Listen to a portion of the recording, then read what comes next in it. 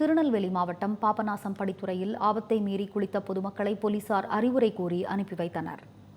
திருநெல்வேலி மாவட்டத்தில் கடந்த 3 தினங்களாக கனமழை பெய்து வரும் நிலையில் தாமிரபரணி ஆற்றில் வெள்ளப்பெருக்கு ஏற்பட்டுள்ளது.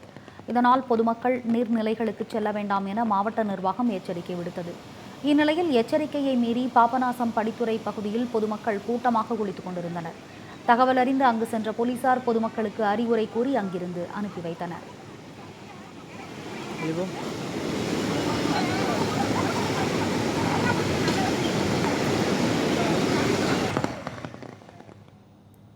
ஆரணி ஆற்றில் கடும் வெள்ளப்பெருக்கு காரணமாக தரைப்பாலம் துண்டிக்கப்பட்டது. இதனால் ஆண்டார்மடம் மக்கள் அத்தியாவசிய தேவைகளுக்காக படகில் பயணித்து வருகின்றனர்.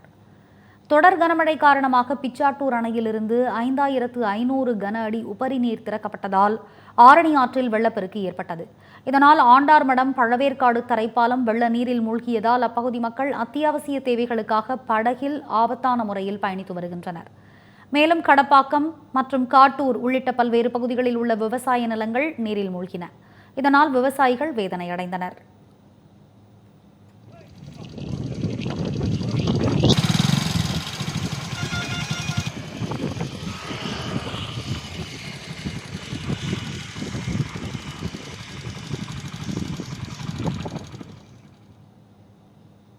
திருவள்ளூரில் தொடர் கனமழை காரணமாக கொசஸ்தலை ஆற்றில் வெள்ளப்பெருக்கு ஏற்பட்டுள்ளதால் படகு போக்குவரத்து நிறுத்தப்பட்டது.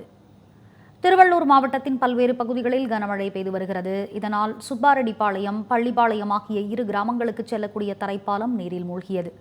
இதையடுத்து படகு போக்குவரத்து நடைபெற்று வந்த நிலையில் தற்போது கொசஸ்தலை ஆற்றில் வெள்ளப்பெருக்கு ஏற்பட்டதால் படகு போக்குவரத்தும் நிறுத்தப்பட்டது.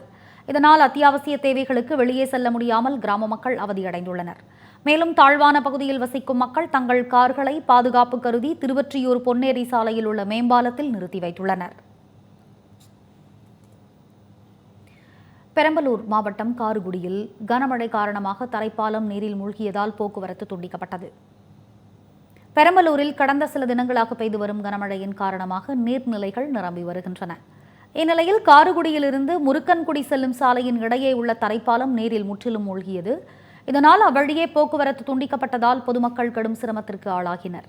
மேலும் பாலத்தை சுற்றியுள்ள பகுதியில் சுமார் 100க்கும் மேற்பட்ட ஏக்கரில் பயிரிடப்பட்ட கரும்பு, நெல் உள்ளிட்டவை நீரில் மூழ்கி சேதமடைந்தன.